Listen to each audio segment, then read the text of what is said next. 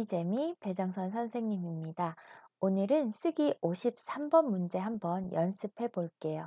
53번 쓰기 영상에서 선생님이 여러 번 설명한 것처럼 53번은 문제에서 주어진 정보를 한국어로 잘 설명하면 됩니다.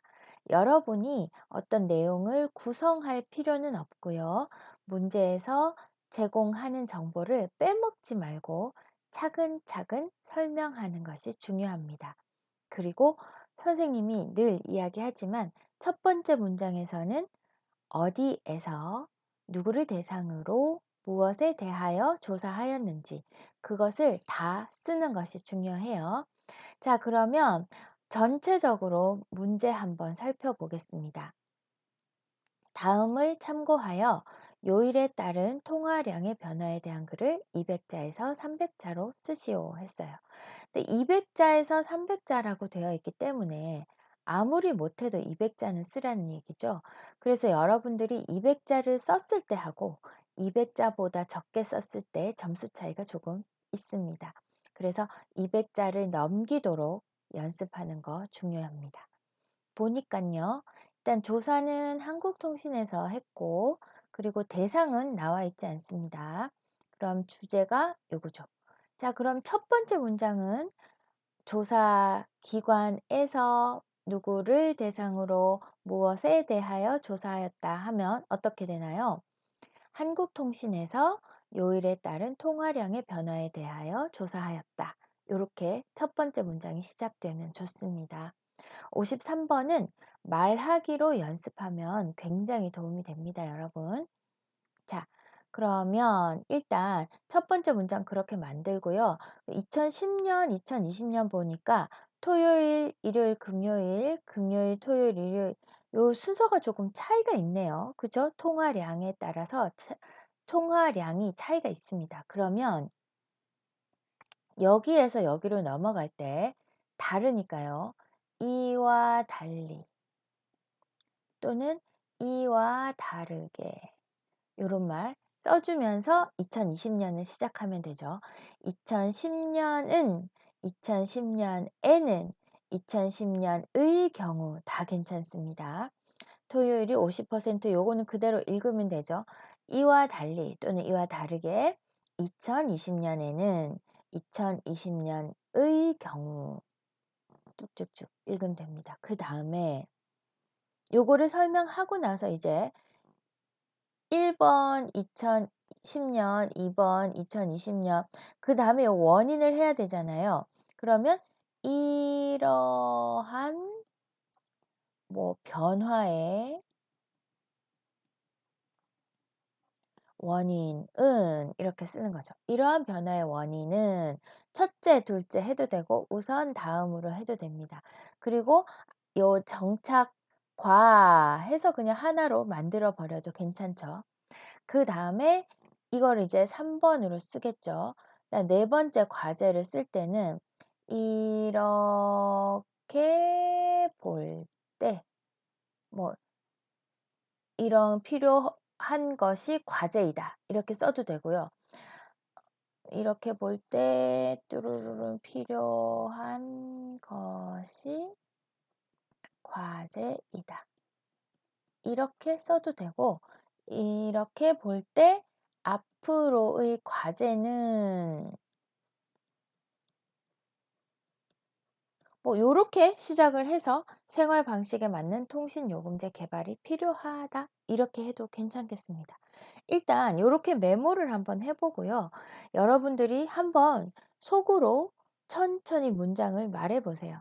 그게 되면 내가 말한 대로 그대로 쓰면 되니까 굉장히 쉽게 할 수 있습니다. 자, 그러면 선생님이 두 가지 정도 샘플을 만들어 봤는데요. 한국통신에서 주말 및 휴일 통화량을 조사하였다 해서 여기에서는 이제 첫 번째 문장을 한 문장 끊었고요. 그 결과 2010년에는 토요일이 50%로 가장 높게 나타났고 금요일이 30%, 일요일이 20%의 순으로 그 뒤를 이었다. 선생님 그래프 쓰기 영상 여러분 보셨어요? 그럼 요거는 굉장히 쉽게 할 수 있습니다. 이와 달리 요런 거 중요하다고 했죠. 2020년에는 금요일이 70%로 가장 큰 비중을 차지하였고 토요일과 일요일이 20%와 10%로 조사되었다. 여기까지가 이제 여기까지 마무리된 거. 그쵸? 그래프 두 개 비교하는 거 선생님 영상 보세요.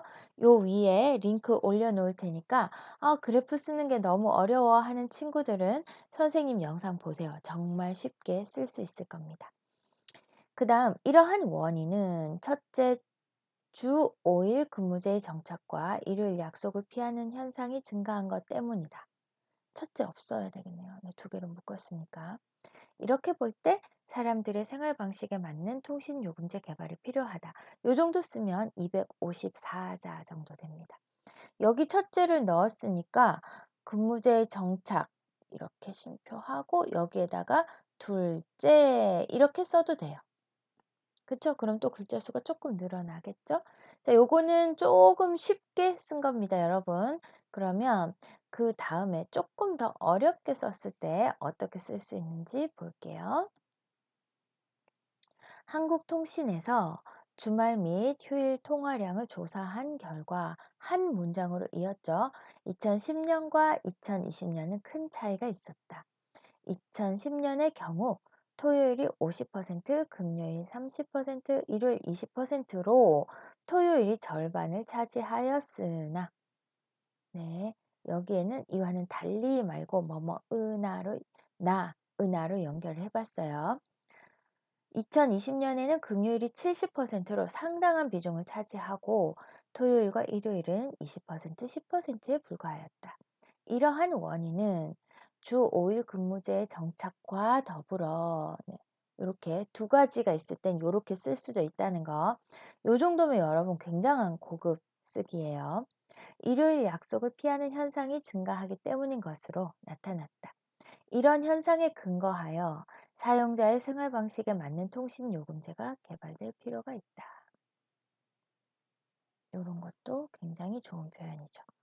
그래서 선생님이 아까 메모할 때랑 또 다른 쓰기를 했잖아요. 그러니까 53번 쓰기든 54번 쓰기든 여러분이 100명이면 100명의 쓰기가 나와요. 똑같은 쓰기는 단 하나도 없습니다.